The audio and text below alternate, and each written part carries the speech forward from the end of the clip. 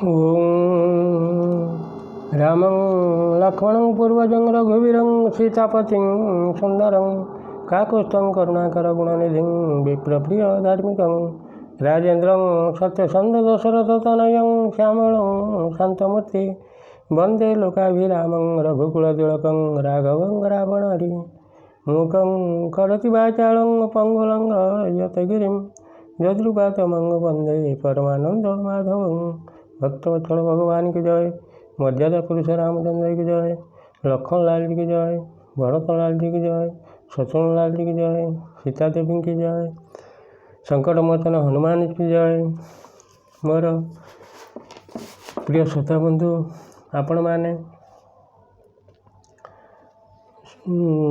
पूर्व अध्याय शुणी राम विषय।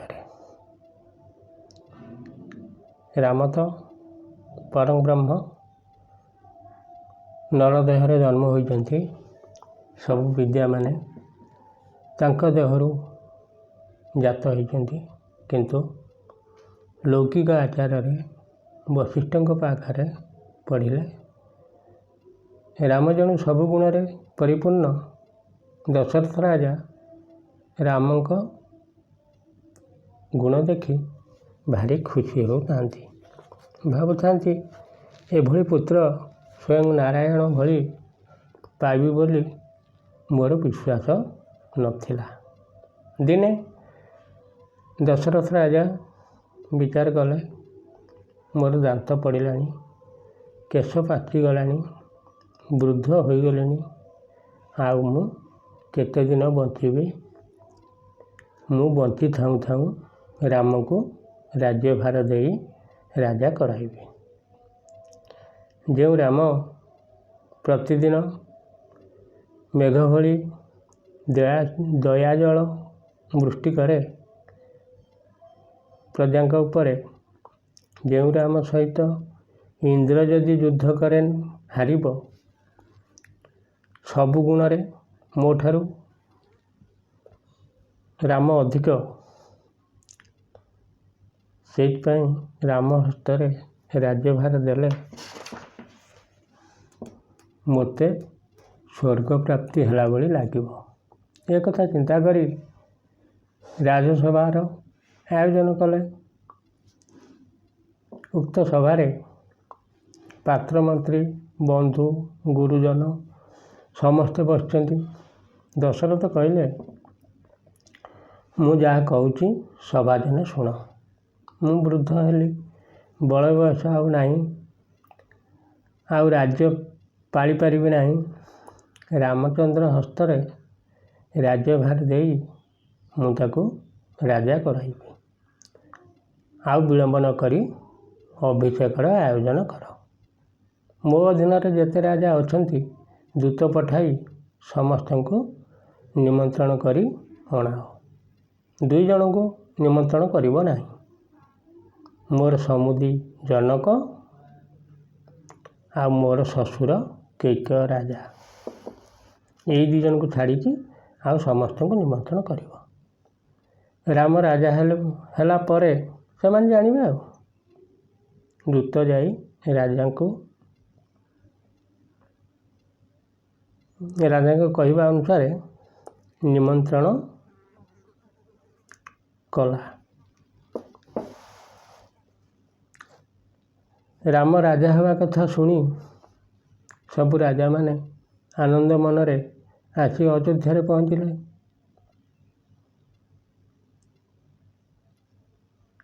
रजा घर मानकर तो जहाँ भी ये विषय मीटिंग हुए सब बेले दशरथ राजा सब राजा मान को चारिपटे बसाई निजे मझिरे बसिले। देवसभार चारिपटे देवगण बसवा स्थले मझिरे इंद्र बसला भली दशरथ राजा शोभा पाइले। निमंत्रित राजा मानकु दशरथ सुगंभीर कंठरे कहले इक्ष्वाकु वंशरे जेते राजा जन्म होइतिले ପୃଥିବୀ କି ଧର୍ମ ଅନୁସାରେ ପାଳୁଥିଲେ।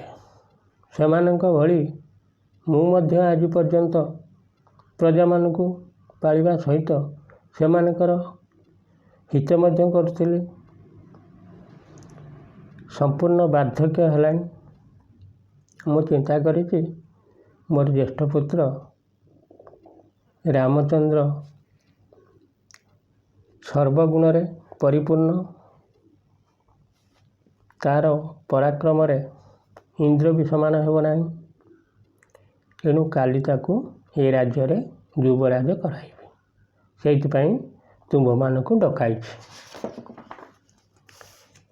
ଯଦି ତୁମ୍ଭମାନଙ୍କର ମନକୁ ପାଉଛି, ଅନୁମତି ଯଦି ଦେବେ, କାଲିଠାରୁ ରାମଚନ୍ଦ୍ର ରାଜା ହେବ। ମୁଁ ଟିକେ ବିଶ୍ରାମ କରିବି।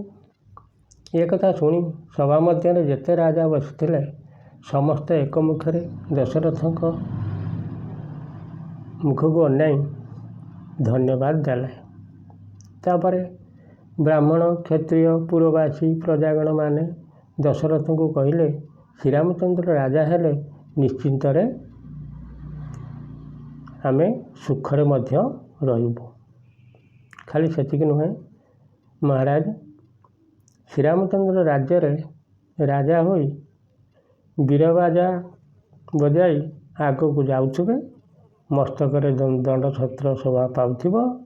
ଏ ଦୃଶ୍ୟ ଦେଖିବାକୁ ଆମ ମଧ୍ୟରେ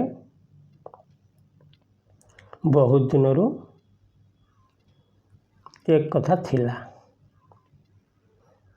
ଯାହା ହେଉ, ଏତେ ଦିନ ପରେ ଆମ ମନ ଜାଣି ବିଧାତା ଆଣି ଏସବୁ ଘଟେଇଲା।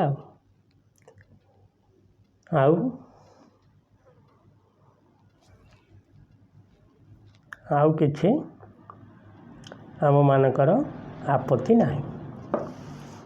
ଏ କଥା ପ୍ରଜାମାନଙ୍କ ଠାରୁ ଦଶରଥ ରାଜା ଶୁଣି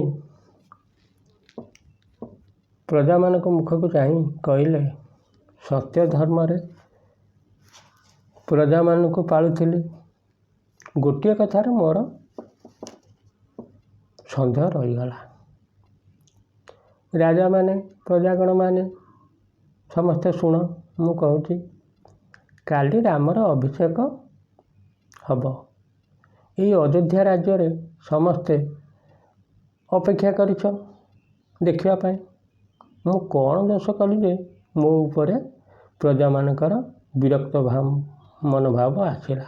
ମୋର ପ୍ରିୟ ଶ୍ରୋତା ବନ୍ଧୁ, ସବୁ ପ୍ରୟୋଗ କରିସାରିନି, ସବୁଥିରେ ବିଫଳ। ତେଣୁ ଆଜି ଏତିକିରେ ଥାଉ। ସେ କଥା ବିଫଳ କିଏ କରୁଥିବ, ସିଏ ଉପରବାଲା ଜାଣିଥିବ, ସେ ରାମନାରାୟଣ ଜାଣିଥିବେ।